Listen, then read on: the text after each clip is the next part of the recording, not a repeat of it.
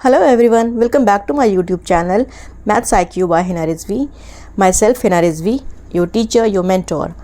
आज हम लोग करेंगे एक्सरसाइज 3A के प्रॉब्लम सम्स. क्वेश्चन नंबर 7 तक कर चुके हैं. क्वेश्चन नंबर 8 से स्टार्ट करते हैं. क्वेश्चन क्या कह रहा है? A man after a tour finds that he had spent every day as many rupees as the number of days he had been on tour. How long did his tour last if he had spent in all rupees 1296? देखो question का मतलब ये है कि एक आदमी कहीं बाहर टूर पे जाता है, कहीं घूमने जाता है, तो वहाँ से आकर के वो क्या देखता है कि वो जितने दिन रुका उसने एक दिन में उतने रुपए खर्च किए. ठीक है, जितने दिन वो रुकता है एक दिन में उतने ही रुपए खर्च करता है. एग्ज़ाम्पल, जैसे सपोज़ वो 5 दिन रुका किसी जगह पर जाकर, तो एक दिन में उसने 5 रुपए खर्च किए. अगर वो किसी 10 दिन रुकता है तो फिर वो एक दिन में 10 रुपए खर्च करता है. अगर वो 15 दिन रुकता है तो एक दिन में वो 15 रुपए खर्च करता है. इसी तरीके से जितने दिन वो रुकता है एक दिन में उतने ही रुपए खर्च करता है. टोटल उसका एक्सपेंस आया है 1296. तो ये क्वेश्चन पूछ रहे हैं कि बताओ वो कितने दिन रुका. तो हमें तो नहीं पता वो कितने दिन रुका, तो हम क्या करेंगे कि let the number of days, मान लेंगे कि let the number of days he had spent. कितने दिन वो रुकता है? सपोज वो x डेज रुकता है, तो जितने दिन रुकेगा उतने रुपए खर्च करेगा. नंबर ऑफ रुपीज़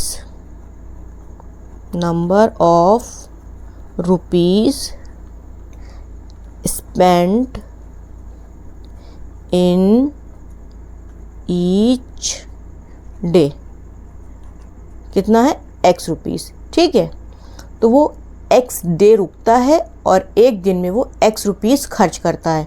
तो टोटल कितना हो जाएगा? Total money spent. तो टोटल वो कितने रुपए खर्च कर रहा है?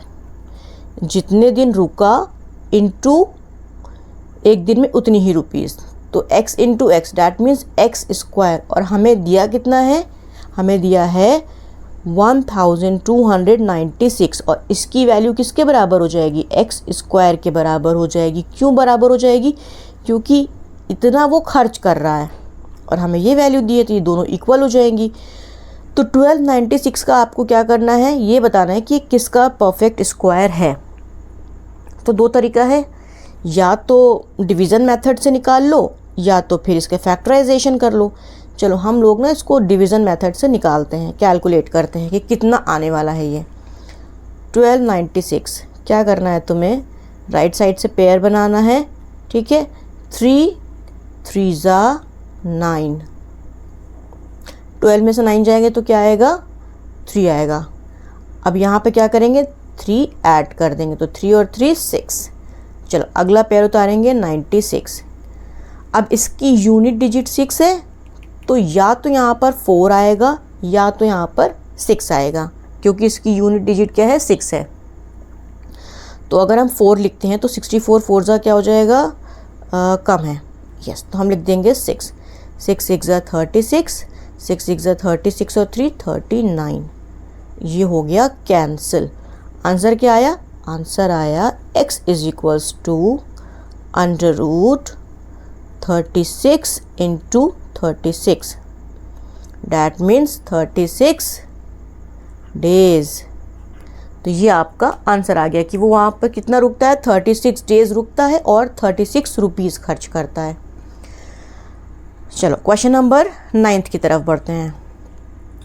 अब देखो क्वेश्चन नंबर 9 क्या कह रहा है?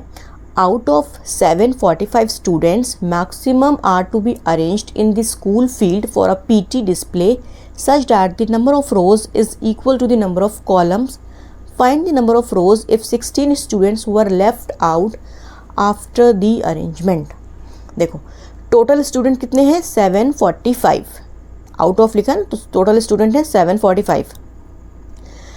अब इनको अरेंज किया गया है एक पीटी करवाने के लिए इस तरीके से अरेंज किया गया है कि नंबर ऑफ़ रोज़ और नंबर ऑफ़ कॉलम्स बने हैं। जैसे आप लोग जब पीटी करते होगे अपने स्कूल में तो ऐसे लाइन लगा लेते होगे, ऐसे रो बन रही है, फिर ऐसे कॉलम बन रहे हैं, ऐसे ऐसे बनते हैं ना, number of rows number of columns. अब होता क्या है, फिर एक बच्चा यहाँ खड़ा है, एक बच्चा यहाँ खड़ा है, यहाँ खड़ा है, यहाँ, इसी तरीके से क्या होता है, स्टूडेंट्स अरेंज्ड होते हैं। तो जब नंबर ऑफ़ रोज़ और नंबर ऑफ़ कॉलम्स बनाया गया तो ये पाया कि भाई 16 स्टूडेंट्स ऐसे हैं जो कि बच रहे हैं, जो किसी लाइन में ही नहीं है। ठीक है, 16 स्टूडेंट्स क्या है, वो बच रहे हैं। तो आपको ये बताना है कि टोटल कितनी रो बनी है, बस ये बताना है तुम्हें। क्वेश्चन समझ में आ गया होगा, तो शुरू करते हैं। तो टोटल हमारे पास कितना दिया हुआ है, टोटल स्टूडेंट्स कितने हैं, total students is equals to 745, ये टोटल स्टूडेंट हैं। और लेफ़्ट कितने हैं, लेफ़्ट 16 स्टूडेंट हैं। तो हम करेंगे क्या, जो अरेंज्ड हुए हैं, अरेंज्ड पीटी की लाइन में अरेंज्ड कितने बच्चे हुए हैं, 745 माइनस 16, क्योंकि ये 16 तो बचे हैं ना, ये तो लाइन में लगे नहीं हैं, तो इसलिए हम इसमें से क्या करेंगे, 16 को माइनस कर देंगे। जब माइनस कर देंगे तो ये आ जाएगा 729। अब ये वो स्टूडेंट्स हैं जो रो में लगे हुए हैं, तो आपको यही बताना है कि कितनी रोज़ बनेंगी, तो नंबर ऑफ़ रोज़ बताना है।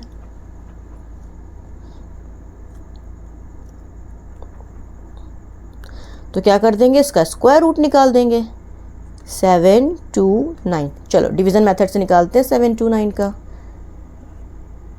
राइट साइड से पेयर बनाएंगे, 2 2 ज़ा 4,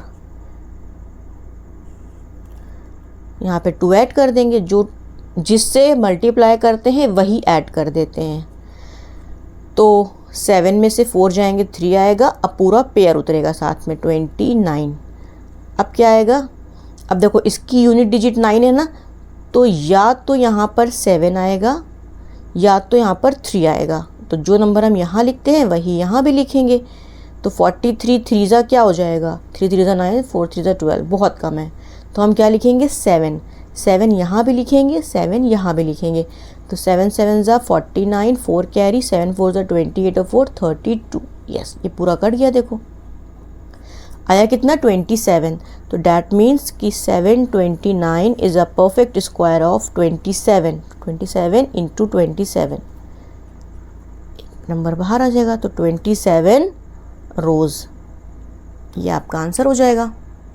क्वेश्चन नंबर 9 समझ में आ गया होगा। अब बढ़ते हैं अपने नेक्स्ट क्वेश्चन की तरफ, that is question number 10th।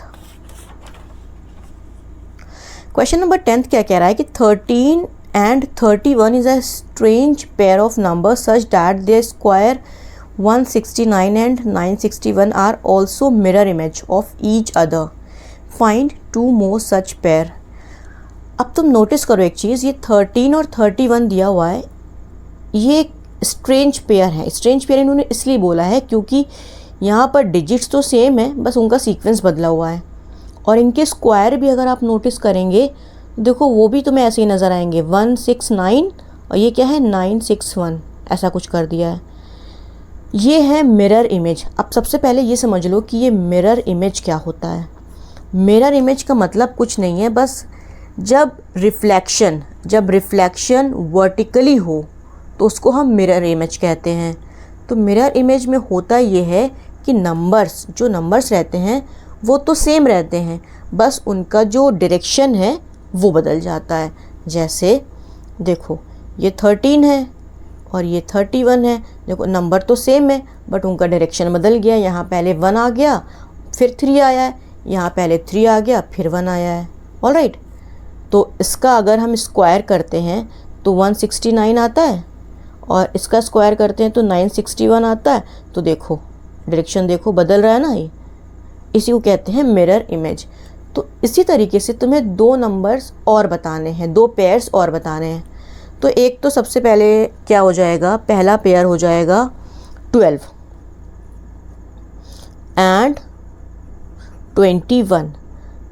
तो जब 12 का स्क्वायर करेंगे तो क्या आएगा 1 4 4, और जब 21 का स्क्वायर करेंगे तो क्या आएगा 4 4 1। देखो डायरेक्शन बदल गया है, बस बाकी सब कुछ वही है। इसी तरह एक पेयर और हो जाएगा 102 एंड 201। इसका स्क्वायर करेंगे, ये दो पेयर्स हैं, देखो पहला ये है और दूसरा ये है। इसका स्क्वायर करेंगे तो क्या आएगा 10404, और इसका स्क्वायर करेंगे तो क्या आएगा 4040, यस 40401। ये करेंगे इसका स्क्वायर आएगा। तो ये आपके सामने दो पेयर्स हो गए। आई होप ये समझ में आ गया होगा। ठीक है, क्वेश्चन में कुछ नहीं था, बस इसको लर्न भी कर लोगे तो ये काम चल जाएगा तुम्हारा। चलो अब बढ़ते हैं क्वेश्चन नंबर 11 की तरफ। क्वेश्चन नंबर 11 क्या बोल रहा है, find the smallest perfect square divisible by 3, 4, 5 and 6। Smallest perfect square बताना है तुम्हें जो इन चारों से डिविजिबल हो। स्मॉलेस्ट वर्ड आया है, इसका मतलब कि ये बात कर रहा है एलसीएम की। तो हम क्या करेंगे, हम 3, 4, 5 और 6 का एलसीएम ले लेंगे। LCM ऑफ 3, 4, 5 एंड 6, इसका एलसीएम लेंगे। चलो एलसीएम लेते हैं इसका, 3, 4, 5, 6। 2 से डिविजिबल है ये, 2 2 ज़ा 4, 2 3 ज़ा 6, अगेन 2 से, 2 1 ज़ा 2, नाउ 3, 3 1 ज़ा 3, 2 2 इंटू 3 इंटू 5, ये इसके फैक्टर्स आए हैं। अब एक चीज़ नोटिस करो, ये एक पेयर बन रहा है, एक ये और एक ये दो नंबर ऐसे हैं जिनका कोई पेयर ही नहीं है, एक तो 3 और एक तो 5। अगर हम 3 और 5 का पेयर इसको दे दे तो ये नंबर परफेक्ट स्क्वायर बन जाएगा। तो 3 इंटू 5, एक 3 दे देंगे इसको और एक 5 दे देंगे तो पेयर बन जाएगा। मतलब टोटल क्या हुआ, टोटल हुआ 15। तो इसका मतलब कि इसमें इनका जो एलसीएम आया था वो था 60, है ना। 2 2 ज़ा 4, 4 3 ज़ा 12, 12 5 ज़ा 60। तो इस 60 में अगर हम 15 से मल्टीप्लाई कर देते हैं तो हमारा आंसर क्या आ जाएगा, 900। और आपको पता है कि 900 एक परफेक्ट स्क्वायर नंबर है। 900 किसका परफेक्ट स्क्वायर होता है, 30 का। गुड, समझ में आ गया। तो स्मॉलेस्ट कभी भी पूछा जाए तो इसका मतलब आपको उसका निकालना है एलसीएम, बस एलसीएम निकालो और ये हो जाएगा। चलो क्वेश्चन नंबर 12, और ये हमारा आज का लास्ट क्वेश्चन है। इसके बाद आपकी एक्सरसाइज 3A फिनिश। देखो क्वेश्चन क्या बोल रहा है, if under root 784 is equals to 28 find the value of. ये वैल्यू निकालनी है और ये वैल्यू निकालनी है। तो इसका क्वेश्चन नंबर 1 मैं करूँगी और क्वेश्चन नंबर 2 रहेगा आप लोगों के लिए होमवर्क। देखो 784 इज इक्वल्स टू 28, इसका मतलब कि इन्होंने पहले ही तुम्हें बता दिया है कि 784 28 का परफेक्ट स्क्वायर है, तो तुम्हें निकालने की ज़रूरत नहीं पड़ेगी। अब बस इसी हिंट के हेल्प से आप अपने क्वेश्चन को सॉल्व कर लेंगे, ठीक है। बस अब बस यहाँ पर क्या है, ये पॉइंट लगा हुआ है, इतनी सी प्रॉब्लम है। ये पॉइंट वाला मैंने ऑलरेडी तुम लोग को सिखा रखा है, तो वही काम करो बस। इसको हम लिख सकते हैं, या तो यहाँ से पॉइंट हटाओ और नीचे 2 0 बढ़ा दो, ठीक है, या तो फिर सीधा, देखो मेरे कहने का क्या मतलब है, ऐसे मैंने पॉइंट हटाया और यहाँ से 2 0 बढ़ गए, या तो सीधा डिवीज़न मेथड से कर लेंगे। और ये इसको क्या लिख सकते हैं, इसको हम ऐसे लिख सकते हैं ना, इंटू 100। ये तुम्हें समझाने के लिए मैं कर रही हूँ, आई होप ये समझ में आ रहा होगा।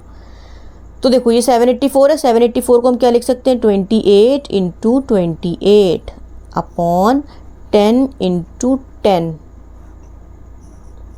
और इसको क्या लिख सकते हैं, 28 इंटू 28 इंटू 100 को भी फैक्टर्स कर दो, 10 इंटू 10 कर दिया।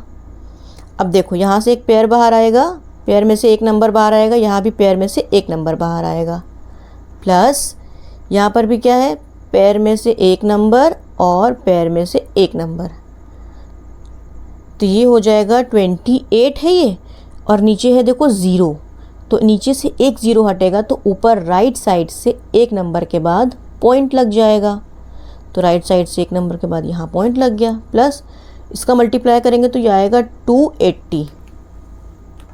ऑलराइट, 280 आ गया। अब तुम्हें दोनों का सम करना है। अब देखो कुछ बच्चों को पॉइंट वाले सम में प्रॉब्लम आती है, तो मैं तुम्हें करके दिखाती हूँ। जैसे ये नंबर है बिना पॉइंट का, तो इसको तुम सबसे ऊपर लिख लो, लिख लिया तुमने। अब ये नंबर है पॉइंट का, यहाँ पर लगा है पॉइंट, बट यहाँ तो कोई पॉइंट है नहीं, तो हम करेंगे क्या, इस नंबर के एंड में, नंबर जैसे ही एंड हो वहाँ पर पॉइंट लगा दो। ठीक है, पॉइंट लगा दिया। अब तुम इस पॉइंट के नीचे अपने दूसरे नंबर के पॉइंट को नोट करो। पॉइंट के लेफ़्ट साइड में देखो 2 लिखा है, तो लेफ़्ट साइड में ही हम 2 लिखेंगे, और राइट साइड में 8 लिखा है तो राइट साइड में 8 लिख देंगे। अब इसके ऊपर कोई नंबर नहीं है ना, तो आप 0 लगा दें, बस सिंपल से ऐड कर दो। 8 का 0 में सम करेंगे तो 8 आएगा, प्लस 0 2 8 2, और यही आपका आंसर हो जाएगा। तो ये समझ में आया? अच्छा क्वेश्चन था। अब देखो एक चीज़ और बताते हैं तुम्हें। अब अगर तुम्हें ये अपॉन 10 करके नहीं करना है, डायरेक्ट करना चाहते हो, तो एक चीज़ समझना, 7.84 जैसे लिखा है, ठीक है, तो जब हम इस नंबर का स्क्वायर रूट निकालेंगे, स्क्वायर रूट करेंगे, तो यहाँ पॉइंट के बाद 2 वैल्यू है ना, तो स्क्वायर रूट करने के बाद यहाँ पॉइंट के बाद सिर्फ एक डिजिट बचेगी, हाफ हो जाता है। जब हम स्क्वायर रूट करते हैं तो नंबर्स क्या हो जाते हैं, हाफ हो जाते हैं। जैसे मान लो पॉइंट के बाद 4 नंबर होते, तो स्क्वायर रूट करने के बाद पॉइंट के बाद सिर्फ 2 नंबर आते। मान लो यहाँ 6 नंबर होते, तो यहाँ 3 नंबर आते। यहाँ 8 नंबर होते पॉइंट के बाद, तो यहाँ 4 नंबर आते। बस इतना सा काम होता है कि जब आप स्क्वायर रूट करते हैं तो पॉइंट के बाद जितनी भी डिजिट्स हैं उसकी हाफ हो जाती हैं। और वाइस वर्सा यहाँ पर भी होता है कि अगर यहाँ पॉइंट के बाद एक नंबर है, तो अगर हम इसका स्क्वायर करेंगे तो पॉइंट के बाद 2 नंबर हो जाएगा। ठीक है, स्क्वायर रूट करने पर आधा हो जाता है और स्क्वायर करने पर डबल हो जाता है।